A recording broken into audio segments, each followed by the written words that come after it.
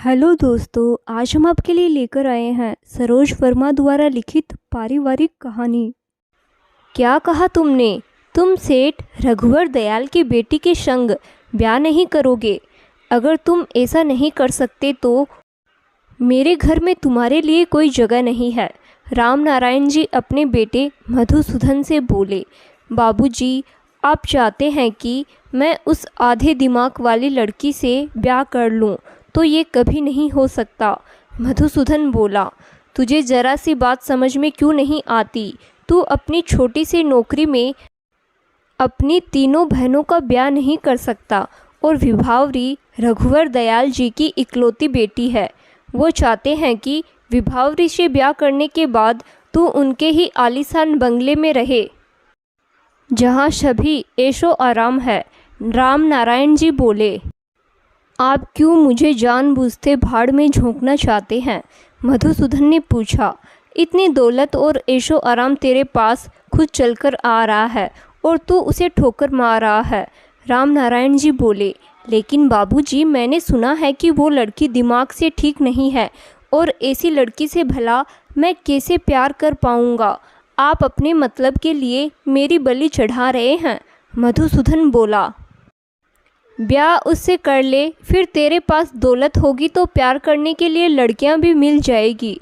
राम नारायण जी बोले, ये कैसी बात कर रहे हैं आप? लगता है दौलत की पट्टी ने आपकी आंखों को अंधा कर दिया है। सही गलत की पहचान ही नहीं हो रही है आपको। मधुसूदन बोला। तभी मधुसूदन की माँ शांति भी वहाँ आ पहुँची और बोली, बेटा, क्यों अपने बाप से बहस कर रहा है? उनकी बात क्यों नहीं मान लेता? माँ, तुम भी अपने बेटे का अच्छा नहीं सोच पा रही हो क्या? मधुसूदन बोला, तू तो लड़का है, कुछ भी करके तेरी नैया तो पार लग जाएगी, लेकिन तेरी बहनों का क्या होगा? तेरी बहनों को अच्छा घर और अच्छा वर मिल जाए, इसीलिए तो तेरे बाबूजी तुझसे कह रहे हैं कि तू विभावरी से ब्याह कर ले। मधुसूदन की माँ शांति बोली, तुम मेरी माँ होकर भी ऐसी बातें करती हो? मधुसूदन चीखा, मुझे अपने बेटियों की भी चिंता है। आजकल बिना दहेज के कोई भी ब्याह नहीं करता। ऊपर से तेरी बहनें इतनी सुंदर भी तो नहीं है।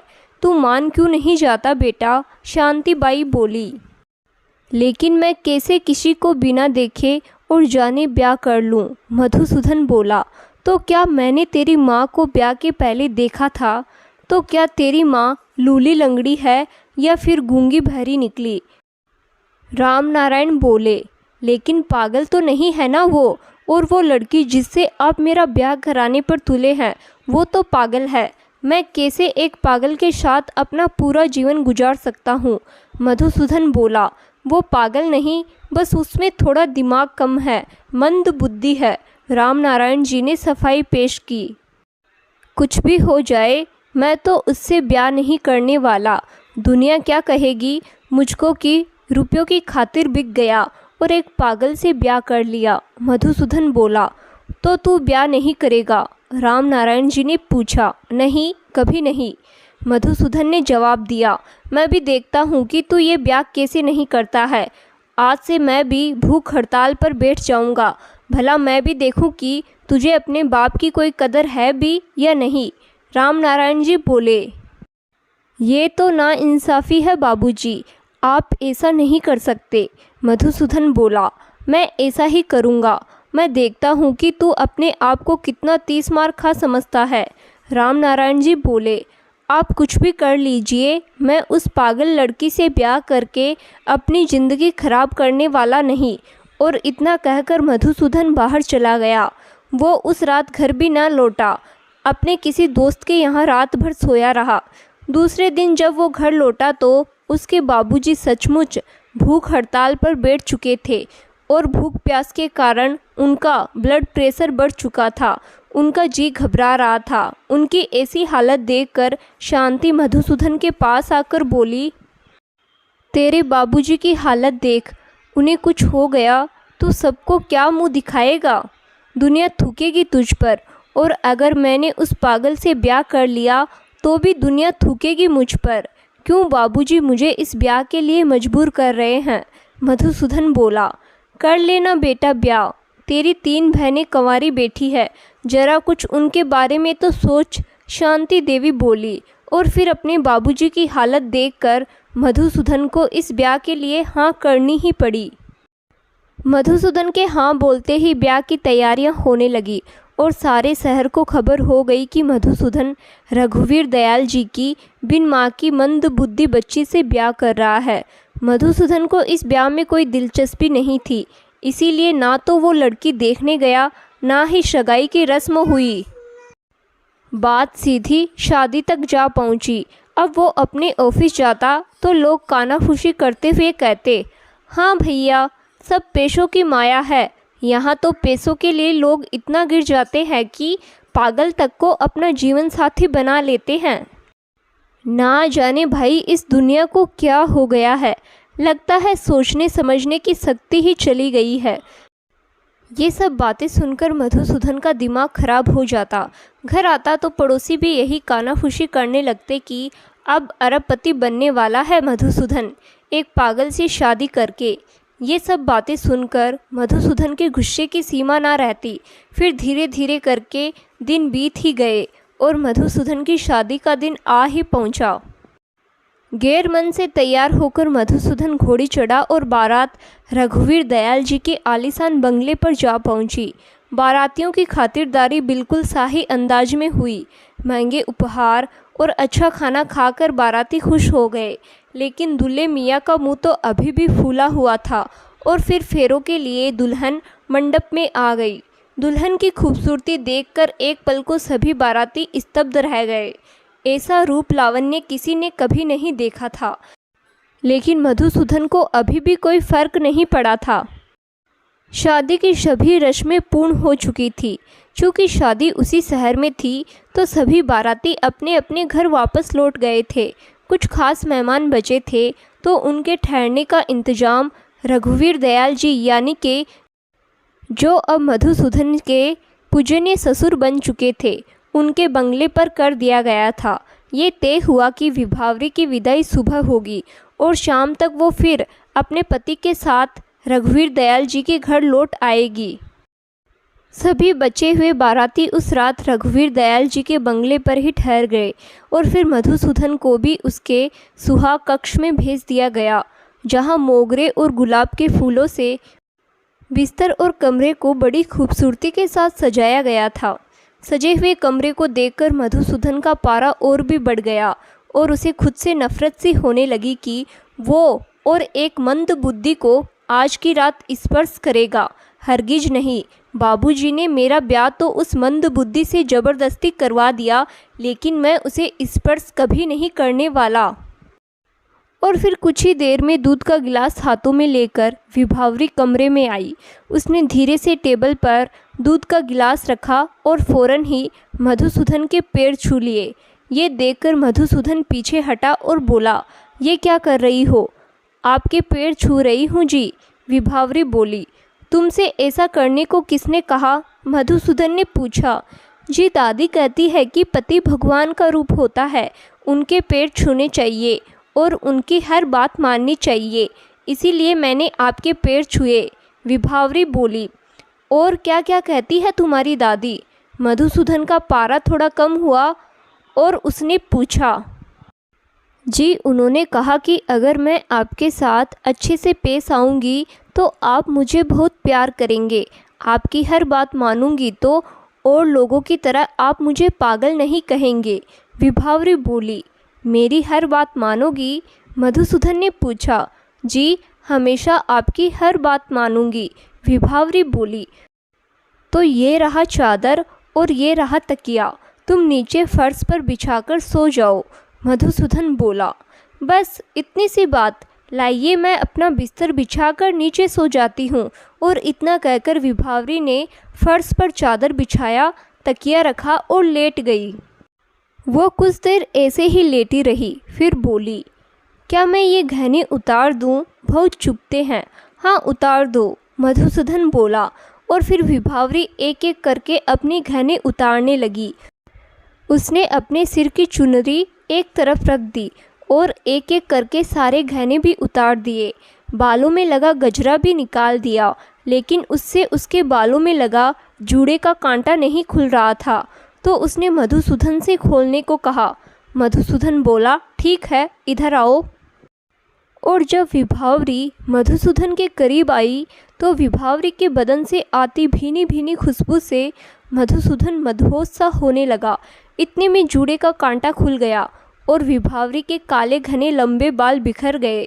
तभी विभावरी ने कहा, आप बहुत अच्छे हैं, दादी ठीक कहती थी। और मधुसूदन के गाल पर चुंबन लेकर वो फिर से फर्श पर बिछे चादर पर आकर लेट गई। इधर विभावरी के चुंबन से मधुसूदन बेचैन हो उठा। कुछ देर विभावरी लेटी रही, फिर बोली, मुझे नींद नहीं आ रही। मधुसूदन ने पूछा, क्यों? जब तक दादी मेरा सिर नहीं सहलाती तो मुझे नींद आती ही नहीं है। विभावरी बोली, तो मैं क्या करूं? मधुसूदन बोला, मेरा सिर सहला दीजिए। विभावरी बोली, मुझे नींद आ रही है, सोने दो। मधुसूदन बोला, ठीक है, आप सो जाइए। विभावरी बोली और फिर मधुसूदन सो गया। करीब 4 बजे मधुसूदन की आंख खुली। उसे वॉशरूम जाना था। उसने देखा कि विभावरी अभी भी जाग रही है और कमरे की छत को निहार रही है। तब मधुसूदन ने पूछा, तुम सोई नहीं? मैंने कहा ना, जब तक दादी मेरा सिर नहीं सहलाती तो मुझे नींद नहीं आती। विभावरी बोली। अजीब पागल लड़की हो तुम। मधुसूदन बोला, जी, मुझे तो सभी कहते हैं कि मैं पागल हूँ। विभावरी बोली, मेरा वो मतलब नहीं था। मधुसूदन बोला, जी, दादी ने कहा है कि मैं आपसे बिल्कुल भी बहस ना करूं। विभावरी बोली, ठीक है, पहले मैं वॉशरूम होकर आता हूं। और फिर जब मधुसूदन वॉशरूम से होकर आया तो उसने विभावरी के सिरहाने बैठकर विभावरी का सिर सहलाना शुरू कर दिया। तो वो धीरे धीरे नींद के आगोश में चली गई। सोती हुई विभावरी मधुसूदन को बहुत मासूम सी लगी और उसने मन में सोचा, इसका भी क्या दोष है, कितनी भोली है बेचारी। विभावरी के सो जाने के बाद फिर मधुसूदन बिस्तर पर आकर लेट गया। सुबह हुई। सबसे पहले मधुसूदन जागा तो तब तक 8 बज चुके थे। उसने देखा कि विभावरी अभी तक सो रही है। उसने उसे जगाया और कहा, विभावरी, ये बात किसी को मत बताना कि तुम फर्श पर चादर बिछाकर सोई थी। लेकिन क्यों? विभावरी ने पूछा। सब मुझे बुरा कहेंगे तो तुम्हें अच्छा लगेगा? मधुसूदन बोला, जी बिल्कुल नहीं। मैंने कहा ना कि मैं आपकी हर बात मानूंगी और आपसे कभी भी कुछ न छुपाऊंगी। विभावरी बोली, शाबाश, तुम बहुत समझदार हो। अब जाओ, जाकर तैयार हो जाओ, घर चलना है, वहाँ तुम्हारी मुंह दिखाई की रस्म होगी। मधुसूदन बोला, जी, मैं ये सब गहने लेकर जाती हूँ, दादी ही मुझे तैयार करेगी। विभावरी बोली, ठीक है। मधुसूदन बोला, सुनिए जी, मैं इतना भारी लहंगा नहीं पहनना चाहती, क्या मैं साड़ी पहन सकती हूँ? विभावरी ने पूछा। हाँ ठीक है। मधुसूदन बोला, साड़ी भी दादी ही मुझे पहनाएगी क्योंकि मुझे अभी तक साड़ी बांधनी नहीं आती। विभावरी बोली, ठीक है। मधुसूदन बोला, तो अब मैं जाऊँ? विभावरी ने पूछा। हाँ जाओ। मधुसूदन बोला और फिर विभावरी तैयार होने चली गई। विभावरी जब तैयार होकर आई तो उसने लहंगे की जगह अब लाल साड़ी पहनी थी और वो होले होले चल रही थी ताकि उसके सिर का पल्लू ना सरके। फिर उसे औरतों ने कार में मधुसूदन के साथ बैठा दिया और कार चल पड़ी। जब कार मधुसूदन के घर के द्वार पर पहुंची तो मधुसूदन की माँ और बहनों ने उसे कार से उतार कर नेकचार की विधि पूर्ण की। फिर भीतर जाकर मुंह दिखाई की रस्म के बाद पास पड़ोस की औरतें चली गई। तब मधुसूदन की माँ ने विभावरी से कहा, बहू, रसोई छूने की रस्म भी निभा दो क्योंकि शाम तक तो तुम अपने घर वापस चली जाओगी। जी, मुझे दादी ने सब सिखाया है कि कैसे हलवा बनाया जाता है। मैं सब्जी और पूरी भी सीख कर आई हूँ माँ जी। मुझे दादी ने ही खाना बनाना सिखाया है क्योंकि मेरी माँ नहीं है ना, इसीलिए। तो क्या आज से मैं आपको अपनी माँ मान सकती हूँ? विभावरी ने इतना सब कुछ भोलेपन में कह दिया। विभावरी का भोलापन देखकर शांति की आंखें भर आई। उसने मन में सोचा, बिन माँ की बच्ची है, कितनी भोली है, और हम सोच रहे थे कि इसके बाप ने हमें ठग लिया है, जबकि हमने इसके बाप को ठगा है दौलत के लिए। कौन कहता है कि ये लड़की मंद बुद्धि है? ये तो सारी दुनिया से परे है। इसके जैसा निर्मल मन तो किसी के पास भी ना होगा। फिर शांति ने उस दिन सच्चे मन से विभावरी को अपनी बहू स्वीकार कर लिया। उसने विभावरी को उपहार स्वरूप कंगन भेंट किए, जो उसे उसकी सास ने दिए थे। कंगन पाकर विभावरी बहुत खुश हुई। वो अपने साथ ही सबके लिए महंगे महंगे उपहार लाई थी, जो उसने सबको दे दिए। ऐसे ही बातों में पूरा दिन निकल गया और विभावरी के लौटने का समय हो गया। तब शांति ने अपनी बहू विभावरी को बेटे मधुसूदन के साथ वापस भेज दिया। अपने मायके वापस आकर सबसे पहले विभावरी अपनी दादी के पास पहुंची। उन्हें दिन भर की सारी बातें बता दी। दादी को संतोष हो गया कि विभावरी धीरे धीरे सबके दिलों में जगह बना लेगी। रात हुई। विभावरी पहली रात की तरह ही बिना कुछ कहे चादर फर्श पर बिछाकर सो गई। उसने आज अपना माथा सहलाने की जिद भी नहीं की, क्योंकि शायद वो आज बहुत थकी थी, इसीलिए लेटते ही सो गई। मधुसूदन बिस्तर पर लेटकर विभावरी को निहारने लगा। उसने सोचा, कौन कहता है कि ये मंद बुद्धि है? ये तो बहुत ही समझदार है। इसने माँ के साथ इतना अच्छा बर्ताव किया कि माँ भी इसे अपनाने पर मजबूर हो गई। ये मंद बुद्धि नहीं है, बस दुनिया की चालाकी और चापलूसी से दूर है। फिर यही सोचते सोचते मधुसूदन भी सो गया। सुबह हो चुकी थी और मधुसूदन अभी भी सो रहा था। तब तक विभावरी उसके लिए चाय लेकर आ चुकी थी। गीले बाल और बसंती रंग की पारदर्शी साड़ी में वो बहुत ही खूबसूरत लग रही थी। और फिर उसने मधुसूदन को जगाया और बोली, सुनिए जी, चाय पी लीजिए। मधुसूदन के कानों में विभावरी की आवाज़ पड़ी तो वो जाग उठा, और जो ही उसकी नज़र विभावरी पर पड़ी तो वो उसे देखता ही रह गया, लेकिन बोला कुछ नहीं।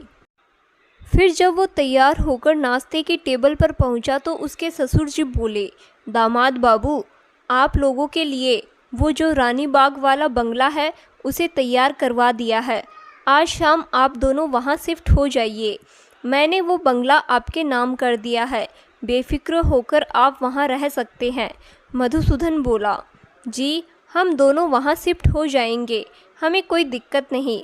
और फिर उस शाम मधुसूदन विभावरी के साथ रानी बाग वाले बंगले में चला गया। साथ में 4-5 भरोसेमंद नौकरों को भी मधुसूदन के ससुर जी ने भेज दिया। अब मधुसूदन का खुद का बड़ा बंगला था। फिर उसके ऑफिस के दोस्तों ने पार्टी की जिद की। बोले, शादी की पार्टी तो बनती है। पहले तो मधुसूदन ने मना किया, लेकिन फिर पार्टी के लिए राजी हो गया। उसने घर में आकर ये बात विभावरी को बताई। दूसरे दिन मधुसूदन ऑफिस चला गया। शाम को पार्टी थी, इसीलिए विभावरी ने अपनी दादी को बुलाकर सब कुछ पूछ कर पार्टी का इंतजाम करवा दिया। और फिर दादी विभावरी को तैयार करके चली गई। शाम को मधुसूदन वापस लौटा तो साथ में उसके दोस्त भी थे। इधर मधुसूदन को लग रहा था, ना जाने विभावरी ने कैसा इंतजाम किया होगा। लेकिन जब उसने घर की साज सज्जा और डाइनिंग हॉल देखा तो चकित रह गया। विभावरी ने पार्टी की सभी तैयारियां करवा दी थी। मधुसूदन के दोस्त बोले, यार भाभी जी को भी बुला। मधुसूदन जैसे ही विभावरी को बुलाने कमरे में पहुंचा तो विभावरी बिल्कुल तैयार बैठी थी। उसने जामुनी रंग की सुंदर सी बनारसी साड़ी पहनी थी, बालों का जूड़ा बनाया था, गले में हल्का सा हार और कान में झुमके पहन रखे थे। उसकी सादगी ही उसकी सुंदरता थी। उसने विभावरी को समझाया कि जैसा सब कहे वैसा ही करना, वहाँ कोई ऐसी हरकत मत करना जिससे मुझे शर्मिंदा होना पड़े। विभावरी बोली, ठीक है। और फिर दोनों बाहर आए। मधुसूदन ने सबको विभावरी से मिलवाया। सबने विभावरी को नमस्ते की और बैठने को कहा। विभावरी नजरें नीची करके बैठ गई। पार्टी थी तो मधुसूदन के दोस्त शराब की बोतलें भी साथ में लाए थे। जाम भी बनने शुरू हो गए। साथ में पीना पिलाना भी शुरू था। मधुसूदन को उसके दोस्तों ने शराब पीने को कहा। मधुसूदन तो अक्सर पार्टियों में शराब पीता रहता था, उसे आदत थी। तब उसके एक दोस्त ने विभावरी के लिए भी पेग बनाकर उसके आगे बढ़ा दिया। बेचारी विभावरी ने जाम पकड़ा और इस डर से गटागट पी गई कि कहीं मना करने पर मधुसूदन उससे खफा न हो जाए। अब उसे नशा छाने लगा और चक्कर आने लगा। मधुसूदन ने देखा तो नौकरानी से इशारों में विभावरी को बेडरूम में ले जाने को कहा। विभावरी अपने बेडरूम में आ गई और उसे अब उलझन हो रही थी। वो बाथरूम में अपना मुंह धोना चाहती थी। वो बिस्तर से उठी और फर्श पर गिर पड़ी। उसे होश ही नहीं था। उसके माथे में भी चोट लग चुकी थी। कुछ ही देर में पार्टी खत्म हुई। सभी दोस्त अपने अपने घर चले गए। तब मधुसूदन कमरे में आया तो देखा विभावरी फर्श पर गिरी पड़ी है। उसने उसे फ़ौरन बिस्तर पर लिटाया और पानी के छींटे उसके चेहरे पर मारे। विभावरी बोली, मुझे प्यास लगी है। मधुसूदन फ़ौरन रसोई में गया और नींबू पानी लेकर आया। विभावरी को पिलाया। तब भी विभावरी नशे में ही थी और बोली, आप मुझसे गुस्सा तो नहीं है ना? मैंने आपको सबके सामने शर्मिंदा तो नहीं किया? वहाँ कोई मुझे पागल तो नहीं कह रहा था? ये सुनकर मधुसूदन की आंखें भर आई। उसने सोचा कि नशे में भी बस मेरा ही ख्याल है इसे। फिर विभावरी बोली, पता नहीं मैं आपका दिल कब जीत पाऊंगी। तुम मेरा दिल क्यों जीतना चाहती हो? मधुसूदन ने पूछा। दादी कहती है कि जब पति का दिल जीत लेते हैं तो पति प्यार करने लगता है। मुझे आपका प्यार चाहिए इसीलिए। विभावरी बोली, अच्छा अब तुम सो जाओ। मधुसूदन बोला, तो आप मेरा सिर सहला दीजिए। विभावरी बोली और फिर मधुसूदन विभावरी का सिर अपनी गोद में रखकर सहलाने लगा। मधुसूदन ने विभावरी का सिर सहलाना शुरू किया तो विभावरी सो गई। विभावरी के सो जाने के बाद मधुसूदन भी बिस्तर पर ही उसके बगल में लेट गया। सुबह होने को थी, लेकिन आज विभावरी जागी नहीं थी, क्योंकि शायद ये सब शराब का असर था। उसी वक्त विभावरी ने करवट ली और मधुसूदन के सीने पर हाथ रख दिया। मधुसूदन विभावरी के कोमल स्पर्श से शिहर उठा और उसे अपनी बाहों में भर लिया और फिर उसने उसके कोमल होठों को अपने होठों से स्पर्श कर लिया। मधुसूदन की आतुर कामनाएं विभावरी को अपने आगोश में कसती जा रही थी। तभी विभावरी की नींद टूटी और साथ में मधुसूदन की खुमारी भी। फिर विभावरी बोली, मैं रात भर आपके बिस्तर पर ही सोई रही, मुझे पता ही नहीं चला। रात को क्या हुआ मुझे कुछ याद भी नहीं है। पार्टी में मेरा सिर चकराने लगा, फिर उसके बाद क्या हुआ मुझे कुछ भी याद नहीं। मधुसूदन बस विभावरी को ही देखे जा रहा था। उसने मन में सोचा, एक पल को क्या हो गया था मुझे? मैं और विभावरी को स्पर्श करने जा रहा था। छी छी, मैं अपनी भावनाओं को काबू में नहीं रख पाया। फिर उसने सोचा, आखिर मैं एक पुरुष हूँ और फिर विभावरी पराई तो है नहीं, मेरी पत्नी है। उसे स्पर्श करने में कोई बुराई नहीं, लेकिन पता नहीं मेरे स्पर्श करने पर विभावरी क्या प्रतिक्रिया देती। उसे पति पत्नी के रिश्ते के बारे में कुछ पता भी है या नहीं। अच्छा हुआ वो जग गई। फिर विभावरी बोली, आप सच में बहुत अच्छे हैं जो अपने बिस्तर पर मुझे लेटने दिया। विभावरी की बातें सुनकर मधुसूदन सोचने लगा, इसके बाप का घर, इसके बाप का बिस्तर, और इसके मन में ये है ही नहीं कि ये सब कुछ उसका है, मेरा कुछ भी नहीं। और एक मैं जो कितना स्वार्थी हूँ, अपने स्वार्थवश इससे शादी कर ली। तब मधुसूदन ने विभावरी से कहा, आज से तुम बिस्तर पर ही सोना, फर्श पर नहीं। तो क्या आप फर्श पर सोएंगे? विभावरी ने पूछा। नहीं, मैं भी इसी बिस्तर पर सोऊंगा, मधुसूदन बोला। फिर विभावरी कुछ न बोली। दिन ऐसे ही बीत रहे थे। अब मधुसूदन विभावरी से इतना ना चिढ़ता।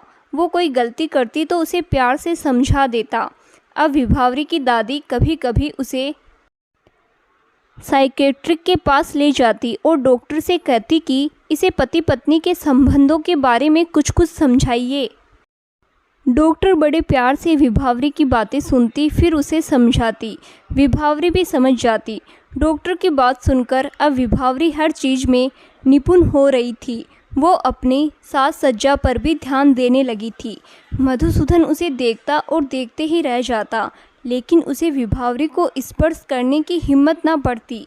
ऐसे ही देखते देखते करवा चौथ आ पहुंचा। तब शांति ने विभावरी को एक दिन पहले ही घर बुला लिया। बोली, बहू का पहला करवा चौथ है, हमारे घर से ही इस व्रत को करेगी। और मधुसूदन विभावरी के संग अपने घर चला गया। उस दिन शांति ने विभावरी से कहा, बहू खाना वाना जल्दी निपटा लो, फिर मेहंदी भी तो लगानी है। लेकिन मुझे मेहंदी लगानी नहीं आती, विभावरी बोली। तब मधुसूदन की छोटी बहन अंजलि बोली, भाभी आप चिंता मत करो, मैं आपकी हथेलियों में मेहंदी रचा दूंगी। फिर दिन भर ऐसे ही तैयारियों में बीत गया। शांति ने विभावरी के लिए लाल साड़ी और सुहाग का सामान खरीदा। फिर रात का खाना निपटाने के बाद मेहंदी लगाने की बारी आई।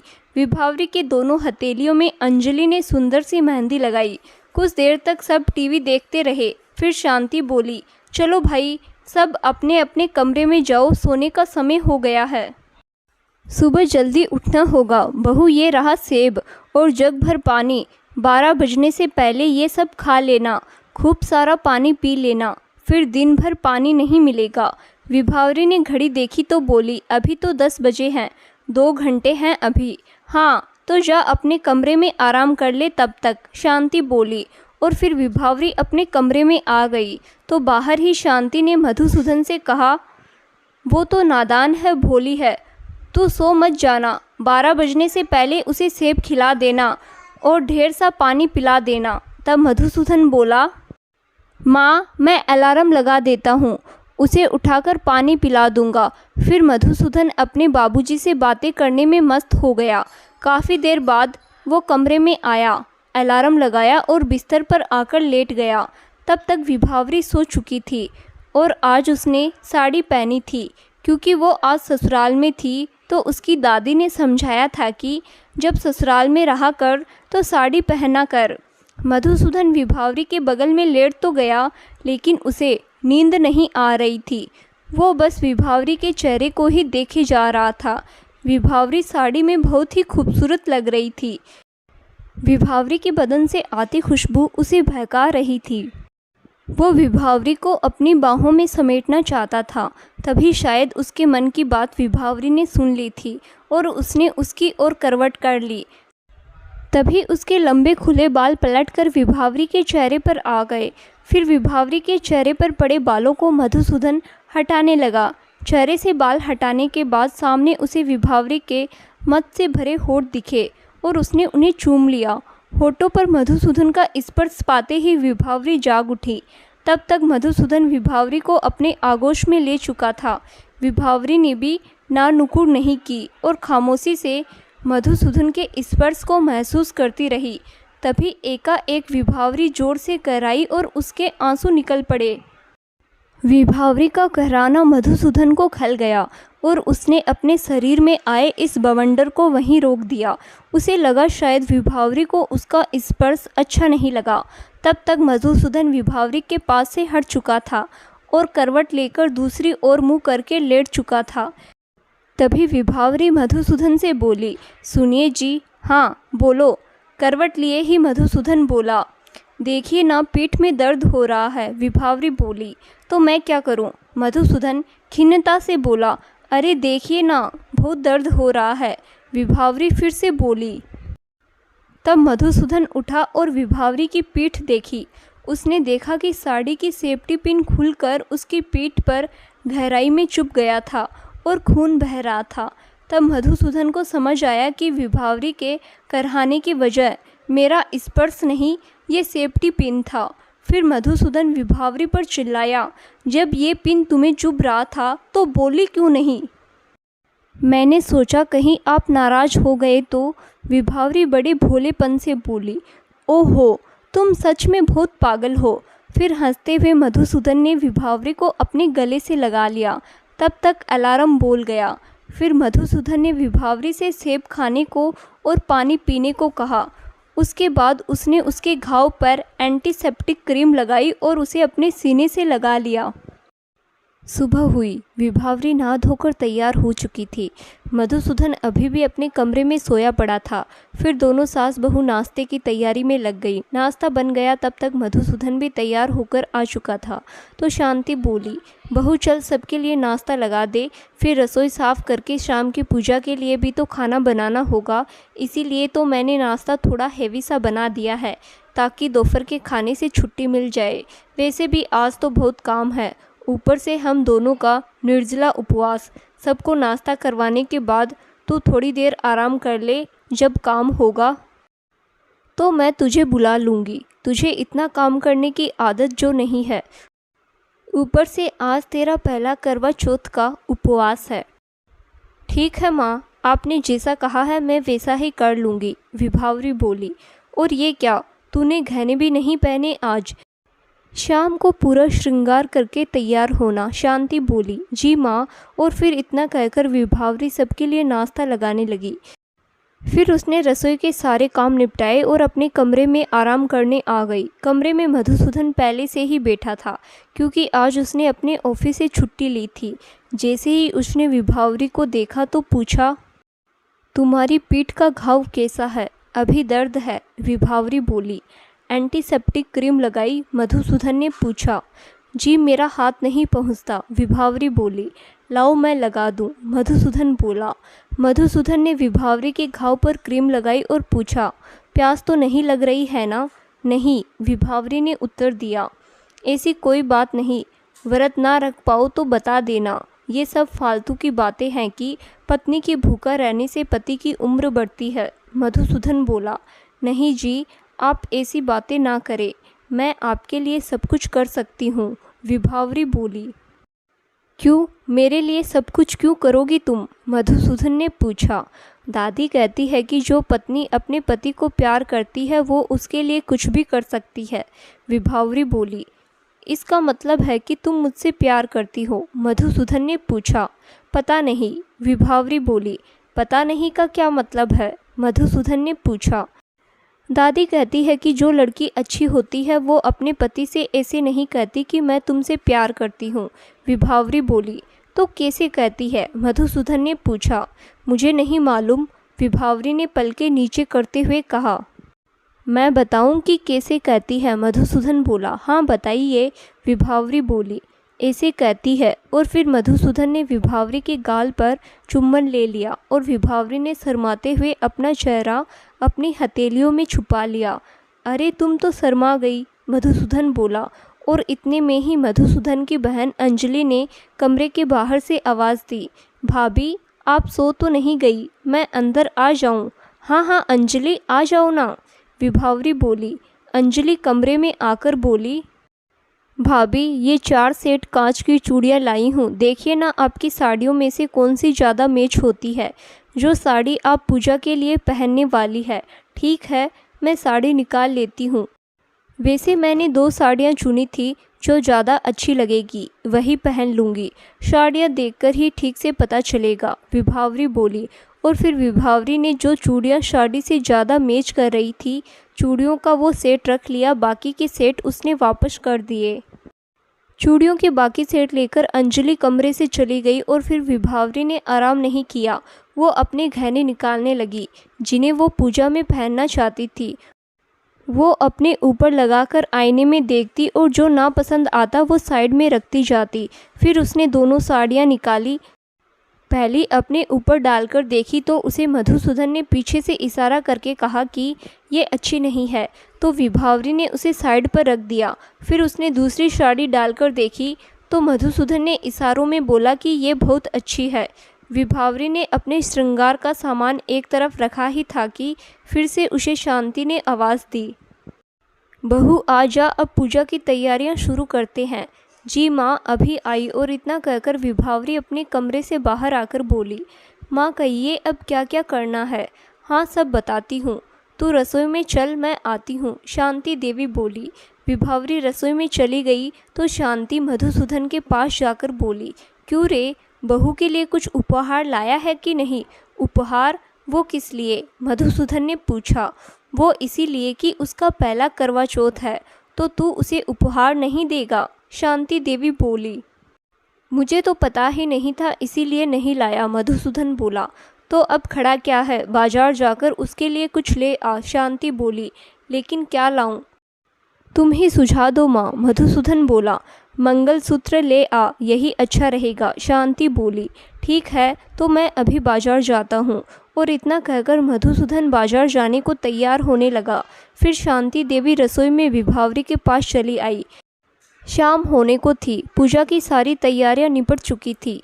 तब शांति विभावरी से बोली, जा बहू, अब तू जाकर तैयार हो जा, फिर कथा भी तो करनी है। चाँद निकलने का समय मैंने पूछ लिया है, रात 8 बजे तक निकलेगा। और सुन, जब तैयार हो जाना तो आज सिंदूर से मांग अपने हाथ से मत भरना, मधुसूदन से भरवाना। और फिर जब वो तेरी मांग भर दे तो उसके पैर छू लेना। ठीक है माँ, मैं ऐसा ही करूँगी। और इतना कहकर विभावरी अपने कमरे में आकर हाथ मुँह धोकर तैयार होने में लग गई। अब तो उसे ठीक से साड़ी बांधनी भी आने लगी थी। और फिर जब वो लाल बनारसी साड़ी और सारे गहने पहनकर तैयार हुई तो किसी अप्सरा से कम नहीं लग रही थी। और अब उसे अपनी मांग मधुसूदन से भरवानी बाकी रह गई थी। और उसकी दादी ने भी कहा था कि कभी भी पति को किसी के सामने बुलाना हो तो खुद मत बुलाना, किसी और से कहकर उसके पास बुलवा लेना। इसीलिए उसने अपनी ननद अंजलि को आवाज़ दी और कहा कि जरा अपने भैया को बुला दो। अंजलि ने मधुसूदन से जाकर कहा कि भाभी बुला रही है। मधुसूदन कमरे में आया और उसने विभावरी को इस रूप में देखा तो एक पल को भूत बनकर रह गया। तब विभावरी ने पूछा, क्या हुआ, आप शांत क्यों खड़े हैं? कुछ नहीं, बस ऐसे ही तुम्हें देखकर। तुम बताओ कि क्यों बुलाया था मुझे? मधुसूदन ने पूछा। जी, माँ जी ने कहा है कि मांग में सिंदूर आपके हाथ से लगवाऊं, विभावरी बोली। और क्या क्या कहा है माँ ने? मधुसूदन ने पूछा। जी, बस इतना ही कहा है, विभावरी बोली। तो फिर लाओ सिंदूरदानी, तुम्हारी मांग भर दूं, मधुसूदन बोला। और फिर विभावरी ने मधुसूदन के हाथों में सिंदूरदानी थमा दी।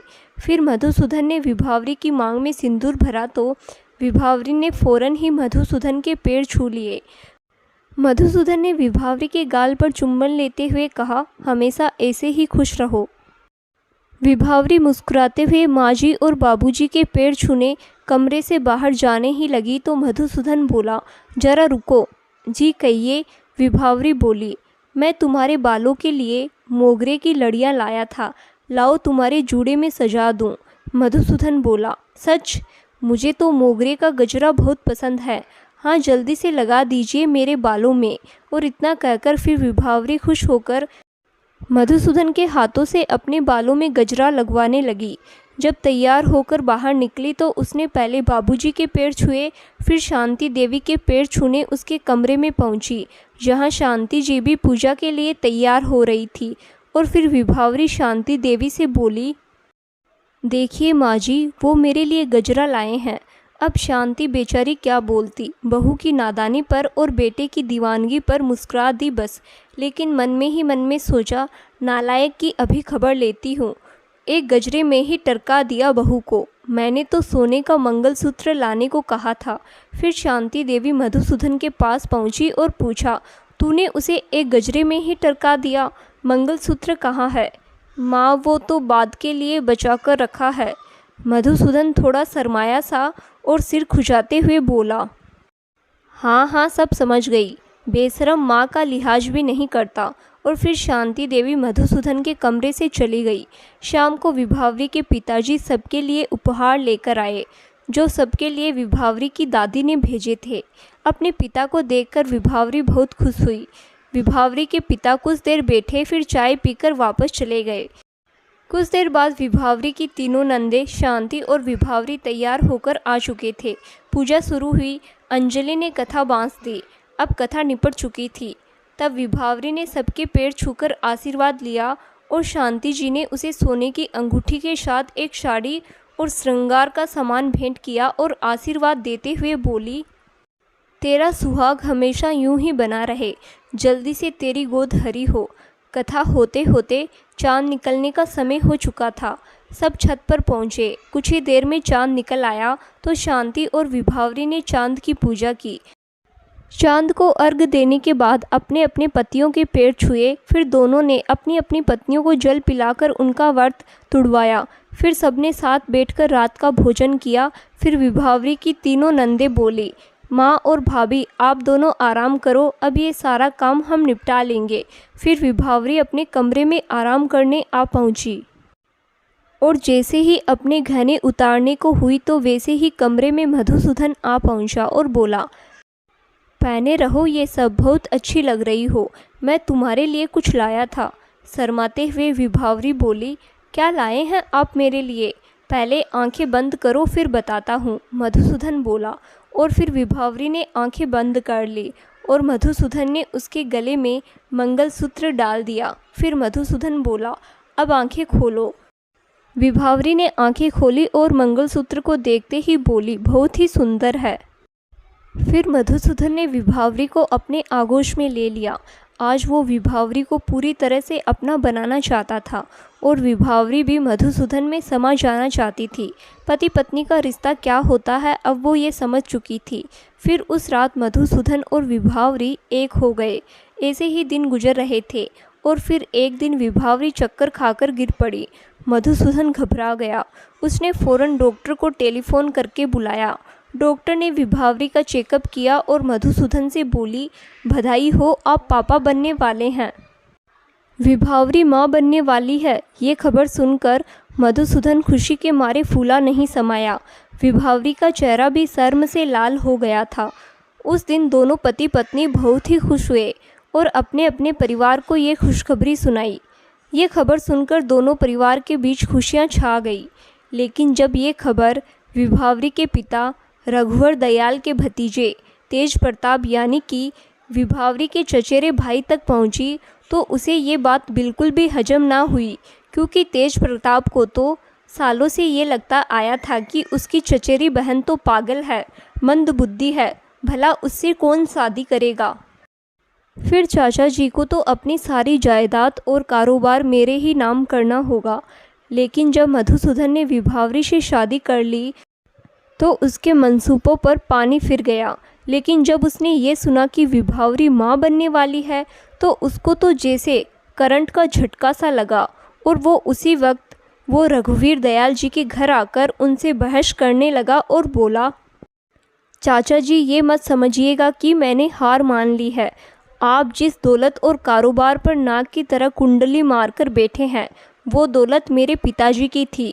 उनके मरने से पहले ही उनकी वसीयत पर जाली हस्ताक्षर करवा कर आपने धोखे से सारी दौलत हड़प ली। मैं आपसे अपनी दौलत और कारोबार लेकर रहूँगा। तेरे कर्म देखकर ही भाई साहब ने ये फैसला किया था कि तुझे उनकी जायदाद में से कुछ नहीं मिलेगा। तेरा रात रात भर अय्याशी करना, बाहर और कसीनों में पैसा उड़ाना उनकी बर्दाश्त से बाहर हो रहा था, इसीलिए उन्होंने सब मेरे नाम कर दिया। मैंने तेरे साथ कोई धोखा नहीं किया। बड़े भाई साहब ने अपनी मर्जी से अपनी वसीयत लिखी थी, उसमें मेरा कोई हाथ नहीं। रघुवर दयाल जी बोले। झूठ बोलते हैं आप, तेज प्रताप चीखा। नहीं, यही सच है, रघुवर दयाल जी बोले। ये सब विभावरी की दादी वसुंधरा सुन रही थी और वे भी बाहर आकर तेज प्रताप से बोली, शर्म नहीं आती तुझे अपने चाचा पर झूठे इल्ज़ाम लगाते? पहले अपने कर्म तो देख, तूने अपने बाप के साथ कैसा व्यवहार किया था। तेरे गुनों के कारण ही तो वो दुनिया से जल्दी चला गया। दादी, आप भी अपने छोटे बेटे का पक्ष लेने आ गई। तेज प्रताप बोला, क्यों ना लूँ अपने बेटे का पक्ष, मैं तो खूब उसका पक्ष लूँगी, क्योंकि वो दोषी नहीं, तू दोषी है। इस पर दोष थोप कर तू अपने पापों पर पर्दा डालना चाहता है। निर्लज्ज अय्यास कहीं का, वसुंधरा तेज आवाज़ में बोली। चाचा जी, आपको क्या लगता है कि उस पागल की शादी करवा कर आप सारी दौलत उसके नाम कर देंगे? तो ये कभी नहीं हो सकता।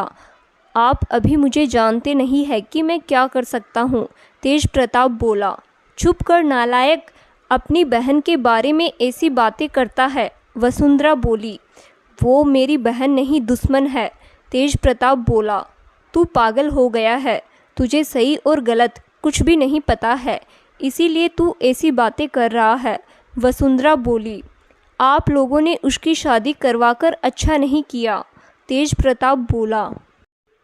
तो अब सब कुछ तेरी सलाह लेकर करेंगे क्या हम? रघुवर दयाल जी बोले। मेरी दौलत आप यूं ही विभावरी के नाम नहीं कर सकते। तेज प्रताप बोला। जिस दिन तू अपनी आदतें सुधार कर एक अच्छा इंसान बन गया तो उसी दिन मैं तेरी जायदाद तुझे लौटा दूंगा। रघुवर दयाल जी बोले। देखिएगा, एक ना एक दिन मैं अपनी जायदाद आपसे लेकर रहूँगा, फिर इसके लिए मुझे चाहे जो भी करना पड़े। और इतना कहकर तेज प्रताप वहाँ से चला गया। तेज प्रताप तो चला गया, लेकिन वसुंधरा और रघुवर दयाल जी को विभावरी की चिंता हो गई कि ना जाने तेज प्रताप अब क्या करने वाला है। दिन यूं ही गुजर रहे थे। विभावरी के अब 3 महीने गुजर चुके थे। विभावरी की सास और उसकी दादी वसुंधरा बीच बीच में उसके घर आकर उसे हिदायतें देकर चली जाती थी। विभावरी सावधानी पूर्वक उन सब बातों का ख्याल रखती। मधुसूदन भी बराबर विभावरी का ख्याल रखता, उसे हमेशा खुश रखने की कोशिश करता। विभावरी भी मधुसूदन के सानिध्य में खिल रही थी।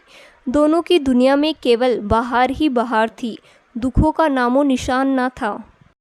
दिन ऐसे ही बीत रहे थे। मधुसूदन के ऑफिस में एक नई लड़की का आगमन हुआ जिसका नाम सुनैना था। उसने मधुसूदन से जान पहचान बढ़ा ली। मधुसूदन ने भी उससे दोस्ती कर ली। सुनैना के लिए सब नया नया था, इसीलिए उसने मधुसूदन से कहा कि आप ही मुझे यहाँ के बारे में जानकारी दे दे कि यहाँ के लोग कैसे हैं। मधुसूदन इस बात से बिल्कुल बेखबर था कि सुनैना को उससे दोस्ती करने को तेज प्रताप ने कहा है। तेज प्रताप ने इस काम के लिए सुनैना को मुँह मांगे रुपए दिए थे। तेज प्रताप चाहता था कि सुनैना मधुसूदन को अपने प्यार के जाल में फंसाकर उसकी चचेरी बहन विभावरी का घर तोड़ दे। मधुसूदन एक बार चरित्रहीन घोषित हो गया तो उसका रास्ता आसान हो जाएगा, जिससे रघुवर दयाल जी टूट जाएंगे और मधुसूदन से नफरत करने लगेंगे। फिर वे अपनी सारी जमीन जायदाद मधुसूदन के नाम नहीं करेंगे। तब तेज प्रताप ही उनकी सारी दौलत और कारोबार का इकलौता वारिस होगा। धीरे धीरे सुनैना ने मधुसूदन से और भी नज़दीकियां बढ़ा ली और वो उसे अकेला नहीं छोड़ती। ऊपर से विभावरी के प्रसव के दिन भी नज़दीक आते जा रहे थे। मधुसूदन अब धीरे धीरे विभावरी का ध्यान रखना भी छोड़ रहा था। इससे विभावरी उदास रहती थी, लेकिन वो मधुसूदन से इसकी वजह न पूछती। जब कभी विभावरी की सास शांति उनके पास आती तो वो अपने पति के बारे में भी झूठ कह देती। अपनी दादी से भी अपने पति की शिकायत न करती। जब मधुसूदन घर लौटता तो विभावरी का हालचाल भी न पूछता और बिस्तर पर मुंह फेरकर सो जाता। इससे विभावरी का कोमल मन अत्यधिक व्यथित हो जाता। दिन बीत रहे थे और विभावरी अपने पति को खुद से दूर जाता हुआ देख रही थी।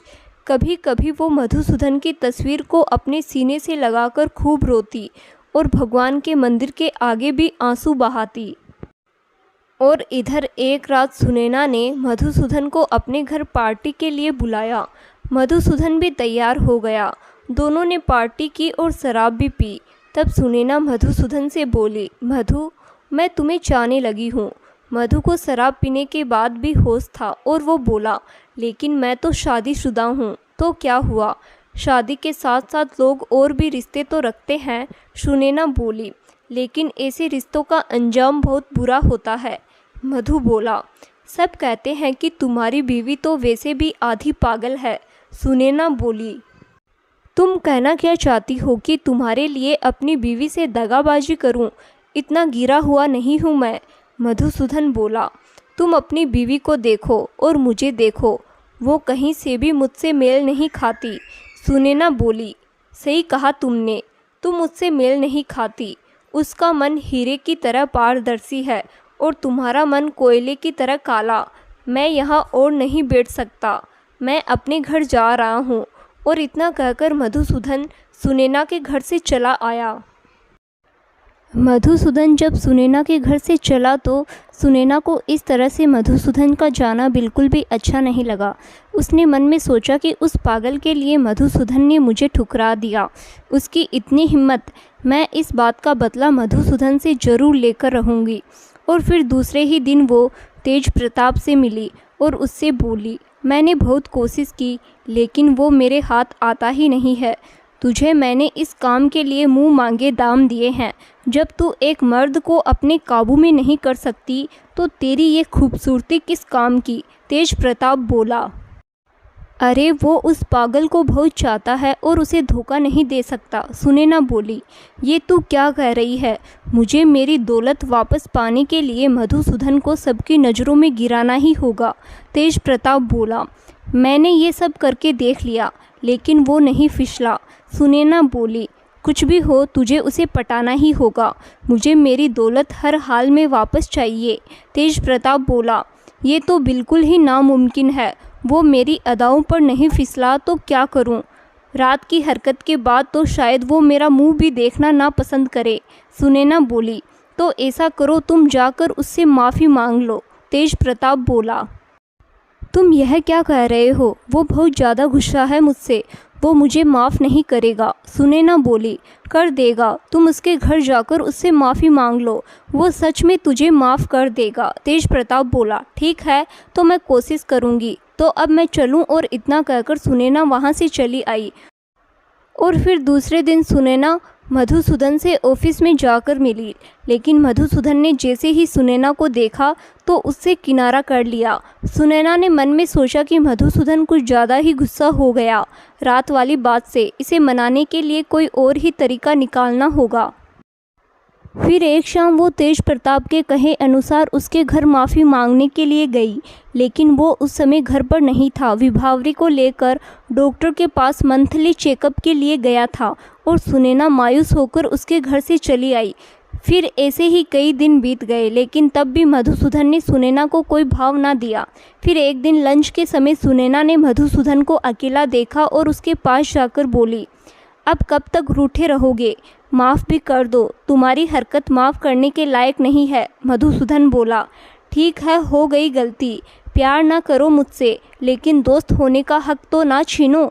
सुनैना बोली, तुम्हें तो मैंने दोस्त माना था लेकिन अपने दोस्त से कोई ऐसी बात कहता है भला जो तुमने उस रात कही। मधुसूदन बोला, मैं बहक गई थी, मैं तुम्हें पसंद करने लगी हूँ और कुछ नहीं। सुनैना बोली, जब तुम्हें पता है कि मैं शादीशुदा हूँ तब भी तुमने ऐसी बात कही। मधुसूदन बोला, कहा ना कि गलती हो गई, अब माफ़ भी कर दो। सुनैना बोली, ठीक है जाओ माफ़ किया, लेकिन आइंदा ऐसी गलती फिर कभी ना हो, समझी? मधुसूदन बोला, हाँ कभी ना होगी। सुनैना बोली और फिर मधुसूदन और सुनैना फिर से पहले की तरह दोस्त बन गए। सुनैना इस बार मधुसूदन की ज़िंदगी में और भी खतरनाक इरादों के साथ आई थी। इस बात से मधुसूदन बिल्कुल बेखबर था। इस बार सुनैना और भी जहरीली चाल चलने वाली थी। अब सुनैना कभी कभी मधुसूदन के साथ उसके घर भी जाती और उसे विभावरी के सामने और भी दोस्ताना व्यवहार दिखाती। वो ये सब विभावरी को जलाने के लिए कर रही थी, जिससे कि विभावरी मधुसूदन से शिकायत करे और उन दोनों के बीच कलह हो। लेकिन जैसा सुनैना विभावरी को समझ रही थी, विभावरी बिल्कुल वैसी नहीं थी।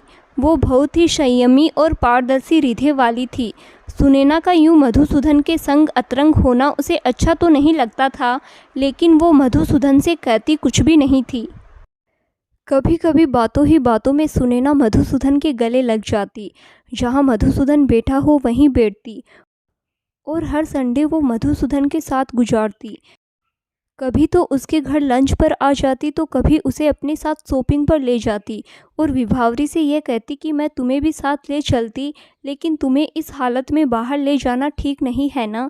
इन दिनों तुम्हें आराम की सख्त ज़रूरत है।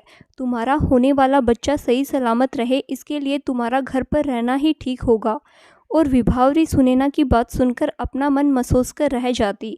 उसकी आंखों के सामने कोई उसके पति को छीनने की कोशिश कर रहा था और वो चुप थी, कुछ कर भी नहीं सकती थी। उसे अब ये लगने लगा था कि वो मंदबुद्धि है ना, इसीलिए उसका पति उसका ख्याल नहीं रखता। सुनैना को तो देखो, वो कितनी होशियार है, तभी तो उसका पति उसके साथ कितना खुश रहता है। मैं कभी भी अपने पति को खुश नहीं रख सकती, शायद यही मेरे भाग्य में लिखा है। और ये सोच सोचकर विभावरी मन ही मन घुलने लगी। लेकिन मधुसूदन का मन तो अभी भी आईने की तरह बिल्कुल साफ था। उसे तो न सुनैना की चालें समझ आ रही थी और न ही विभावरी के मन के भाव। उसके लिए तो हर दिन एक जैसा था। और उधर तेज प्रताप ने भी अपने चाचा रघुवर दयाल से धीरे धीरे नज़दीकियां बढ़ानी शुरू कर दी थी। वो अब उनके सामने शरीफ होने का नाटक करने लगा था, उनके घर भी जाने लगा था। फिर एक दिन वो रघुवर दयाल जी के घर जाकर बोला, चाचा जी, मैं आपको अब तक कितना गलत समझ रहा था, लेकिन खोट तो मेरे ही भीतर था। अब मुझे अपने पिता की दौलत नहीं चाहिए। मैं अब अपनी मेहनत से अपना कारोबार खड़ा करूँगा। वो जो गांव वाला मकान मेरे नाम था वो मैंने बेच दिया है और उससे मिले रुपयों से एक कपड़ों की दुकान डालने वाला हूँ। अगर आपका आशीर्वाद रहा तो ज़रूर सफल होऊंगा। मुझे खुशी हुई यह जानकर कि तुमने सही रास्ते पर आने का सोचा। तुम मेहनत तो करो, मैं हमेशा तुम्हारे साथ हूँ। और जिस दिन मुझे लगा कि तुम इस काबिल हो गए हो कि अपनी दौलत संभाल सकते हो, तो उस दिन मैं तुम्हें तुम्हारी दौलत लौटा दूंगा। रघुवर दयाल जी बोले, मैं जानता था कि आप मुझे माफ़ कर देंगे। मैंने अपनी बहन विभावरी के खिलाफ भी तो न जाने क्या क्या कहा है। मेरी जुबान में कीड़े पड़े। उस बेचारी मासूम को भी मैं कोसने से बाज न आया। तेज प्रताप बोला, अब बहुत हुआ, अपने आप को मत कोसो। ये सब तो तुमने अनजाने में किया। तुम्हारी ऐसी मनसा थोड़े ही रही होगी। चलो, तुम्हें अपनी गलती का एहसास तो हुआ। जब जागो तभी सवेरा। रघुवर दयाल जी बोले, लेकिन मैं अब भी बहुत शर्मिंदा हूँ और आज ही उसके घर उससे माफ़ी मांगने जाऊंगा। तेज प्रताप बोला, हाँ हाँ, क्यों नहीं, चले जाना उसके घर। अपने भाई को देखकर वो भी बहुत खुश होगी। रघुवर दयाल जी बोले, जी अच्छा, तो अब मैं चलता हूँ। और इतना कहकर तेज प्रताप चला आया। शाम को वो विभावरी से मिलने उसके घर गया।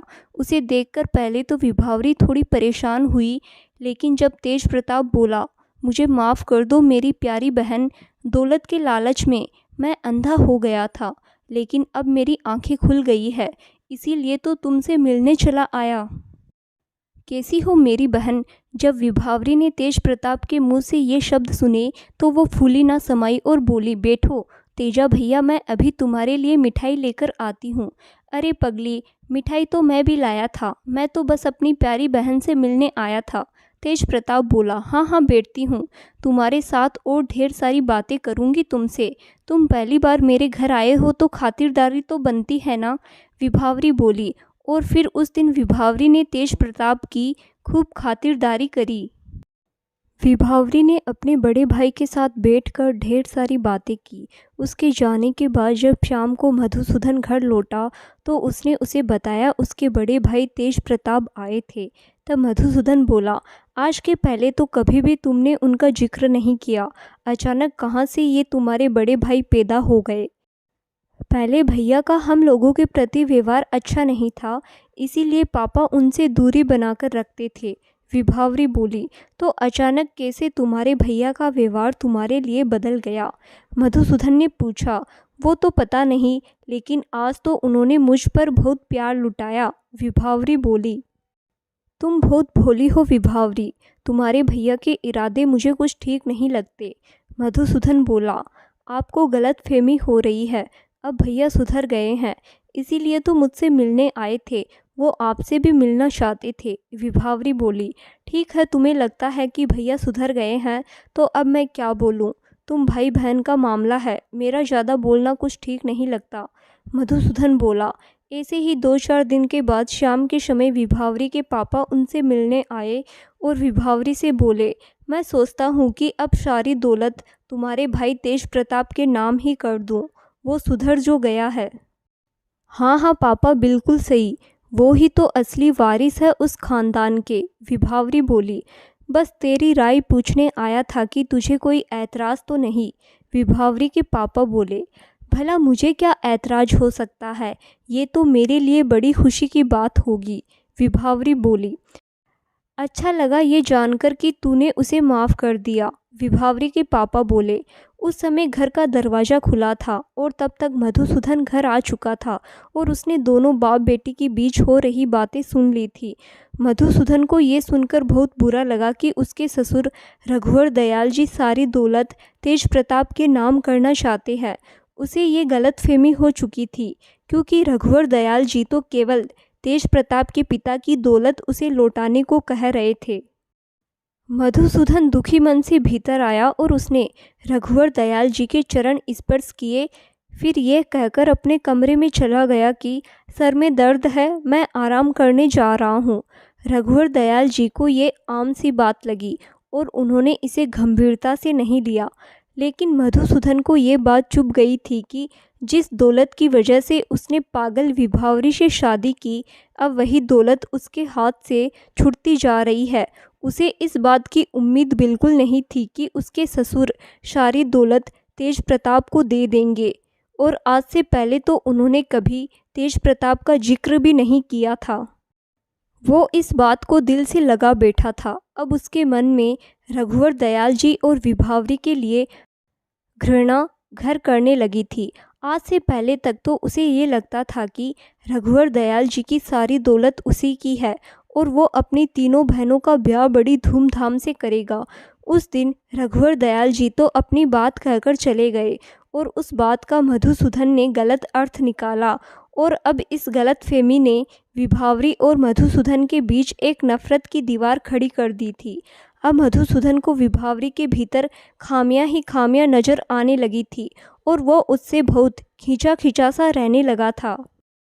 विभावरी पहले तो मधुसूदन के ऐसे स्वभाव का कारण सुनैना को समझती थी, लेकिन अब सुनैना तो काफ़ी दिनों से मधुसूदन के घर नहीं आई थी और मधुसूदन का अब उससे बिल्कुल भी व्यवहार नहीं रह गया था। लेकिन जब मधुसूदन ने रघुवर दयाल जी के मुंह से तेज प्रताप को दौलत लौटाने की बात सुनी थी, तो अब वो फिर से सुनैना से दोस्ती बढ़ा रहा था। सुनैना को भला इस बात से क्या ऐतराज हो सकता था। वो तो यही चाहती थी कि मधुसूदन उसके बनाए जाल में फंस जाए। लेकिन अब तो मधुसूदन खुद ब खुद सुनैना की ओर आकर्षित था। उसे ऐसा लगने लगा था कि उसके ससुर ने उसके साथ धोखा किया है और वो इस बात का बदला विभावरी से लेगा। ऐसे कुछ समय और गुजरा। अब तो मधुसूदन रात रात भर घर न लौटता। इस बात को लेकर विभावरी के मन को बहुत पीड़ा पहुंचती, लेकिन वो कभी भी मधुसूदन से कोई सवाल न करती और ना ही ससुराल में सास से कुछ कहती और ना ही अपनी दादी से कुछ बताती। एक रात तो हद ही हो गई जब मधुसूदन नशे में धुत अपने घर लौटा और बिना कपड़े बदले ही बिस्तर पर लेटते ही बड़बड़ाने लगा कि सुनैना, मैं तुमसे बहुत प्यार करता हूँ। मुझे वो पागल विभावरी पसंद नहीं। दौलत के लालच में मैंने उससे शादी की थी। ये बात सुनकर विभावरी की आंखों से अश्रुधारा बह निकली, लेकिन फिर भी उसने मधुसूदन के जूते उतारे, उसे चादर ओढ़ाया और खुद जाकर सोफे पर लेटकर सारी रात आंसू बहाती रही।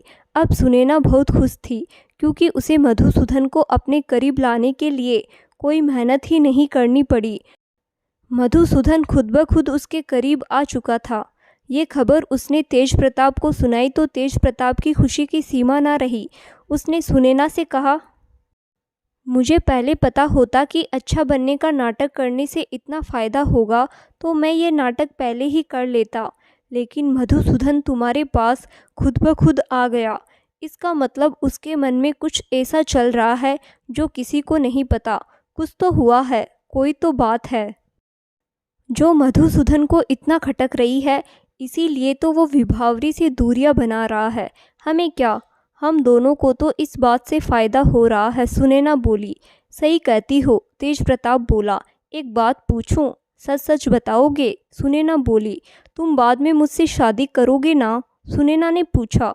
इसमें कोई पूछने की बात है? दौलत मिलते ही मैं तुमसे शादी कर लूँगा। बस तुम मधुसूदन को अपनी मुट्ठी में लेकर रखो जब तक मेरा काम पूरा नहीं हो जाता। तेज प्रताप बोला। मैं तो पूरी कोशिश कर रही हूँ, सुनैना बोली। और ऐसे ही दोनों के बीच बातें चलती रही। अब विभावरी के गर्भ को 7वां महीना लग चुका था। इसीलिए विभावरी की सास एक दिन मधुसूदन को टेलीफोन करके बोली, बेटा, बहू को 7वां महीना लग चुका है, अब उसकी गोद भराई की रस्म हो जानी चाहिए। ऐसा कर, तू किसी शुभ दिन ऑफिस से छुट्टी ले ले और मैं तेरे घर आकर सारे इंतजाम कर दूंगी। काफ़ी मेहमान भी इकट्ठे होंगे, तेरी जान पहचान वालों को तू बुला लेना। मधुसूदन ने ना चाहते हुए भी अपनी माँ को हाँ कर दी और फिर वो दिन भी आ पहुंचा। घर में बहुत से मेहमान इकट्ठे हुए। घर में बहुत ही चहल पहल मची हुई थी। विभावरी की दादी और पापा के आ जाने के बाद गोद भराई की रस्म शुरू हुई।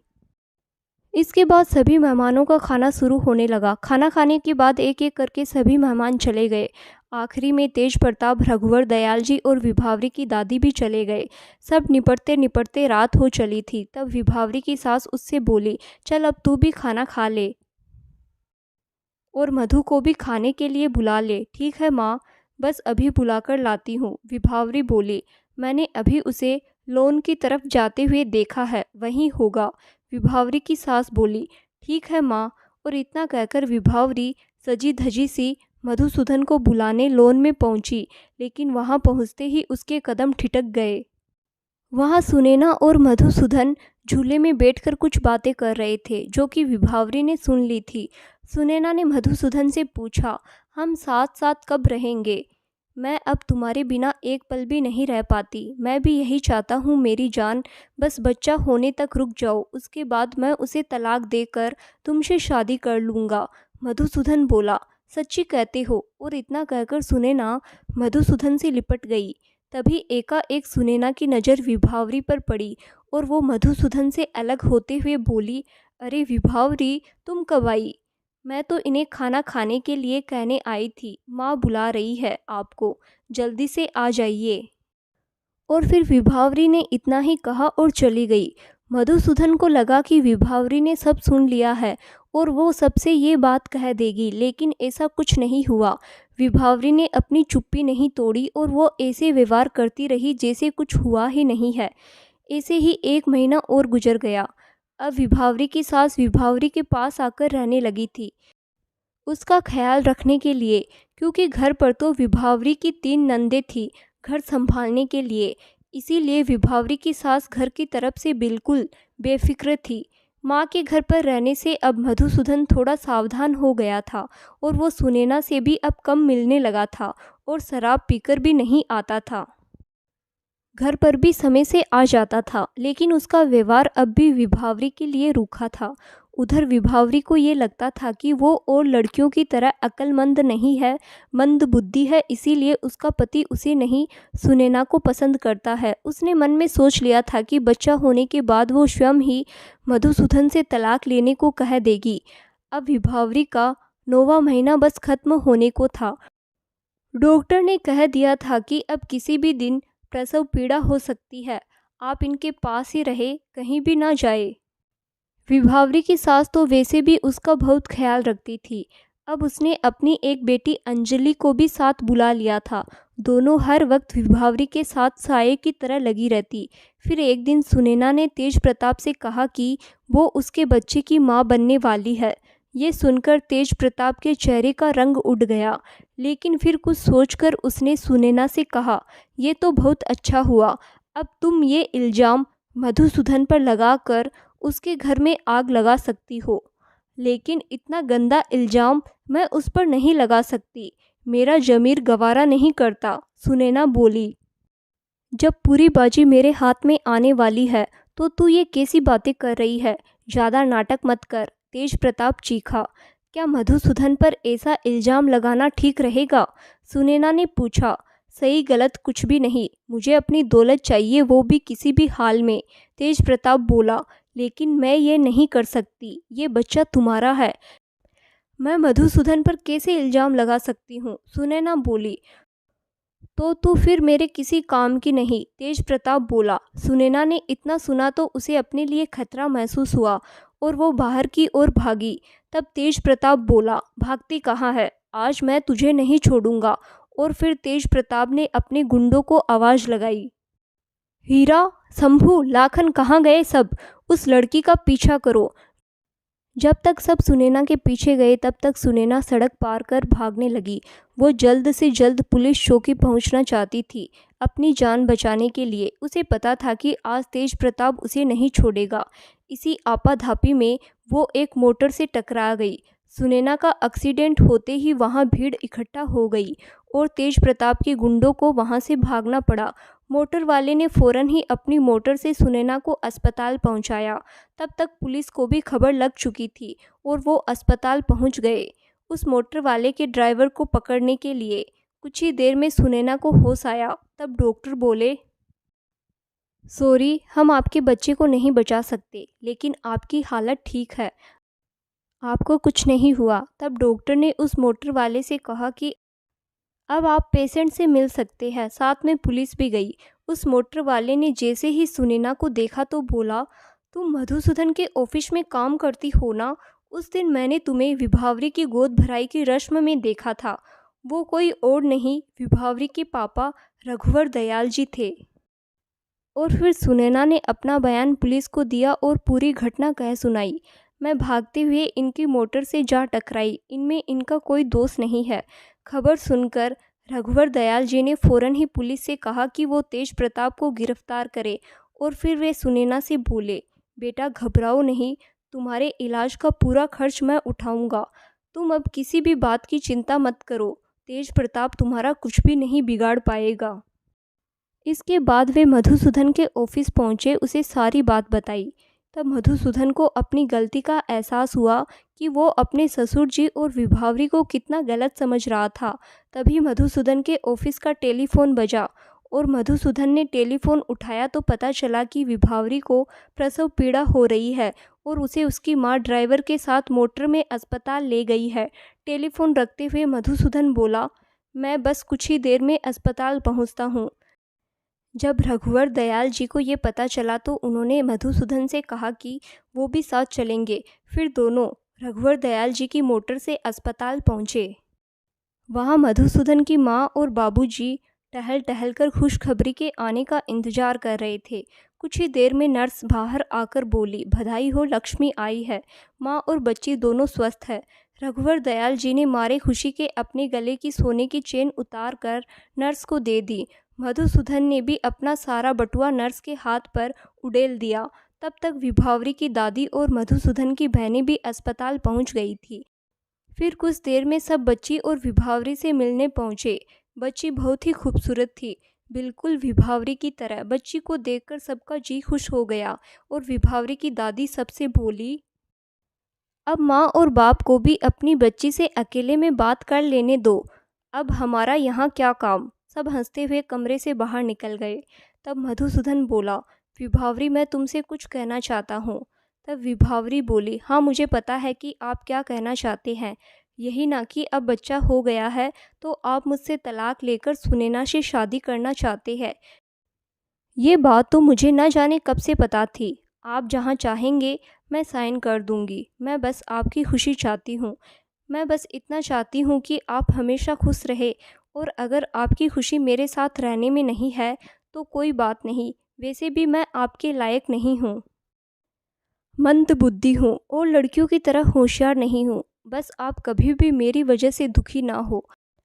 आपके चेहरे की मुस्कुराहट यूं ही बरकरार रहे, इससे बढ़कर मेरे लिए कुछ भी नहीं। और ये कहते कहते विभावरी की आंखों से दो बूंद आंसू भी टपक गए और उन्हें छुपाने के लिए उसने दीवार की ओर मुंह फेर लिया। विभावरी की बात सुनकर मधुसूदन की आंखें भर आई और वो उससे बोला, रो रही हो? मैं क्यों रोने लगी भला? मुझे क्या दुख है? विभावरी बोली, मुझसे दूर नहीं रहना चाहती, मुझसे प्यार करती हो ना? मधुसूदन बोला, इससे आपको कहाँ कोई फ़र्क पड़ता है, लेकिन कुछ भी हो मैं आपसे हमेशा यूं ही प्यार करती रहूँगी। आप चाहे सुनैना से शादी कर ले तब भी। विभावरी बोली, अगर मैं कहूँ कि मैं सुनैना से नहीं सिर्फ तुमसे प्यार करता हूँ तो? मधुसूदन बोला, लेकिन मैंने सुना था कि आप सुनैना से प्यार करते हैं। विभावरी बोली, एक बात कहूँ, आज तुमने मेरे मन को स्पर्श कर लिया है। तुम्हारी जैसी अच्छी पत्नी मुझे कभी नहीं मिल सकती थी। मेरे बाबूजी का फैसला एकदम सही था और एक बात और बोलूं? मधुसूदन बोला। हाँ कहिए, विभावरी बोली। मैं सिर्फ तुमसे ही प्यार करता हूँ, हमेशा करता रहूँगा। मधुसूदन बोला।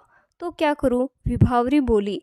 अब गले से लग जाओ और क्या करो? मधुसूदन बोला। और फिर मधुसूदन ने विभावरी के पास जाकर उसके माथे को चूमकर उसके स्पर्श को महसूस किया और उसे अपने सीने से लगाकर माफ़ी मांगी। दोनों पति पत्नी काफ़ी देर तक यूं ही रोते रहे और दोनों के आंसू पोंछते रहे। इतने में बच्ची जाग कर रो पड़ी और फिर दोनों बच्ची को देखकर खिलखिलाकर हंस पड़े। तो दोस्तों, सरोज वर्मा जी की लिखी यह कहानी आपको कैसी लगी? हमें कमेंट बॉक्स में ज़रूर बताना। धन्यवाद।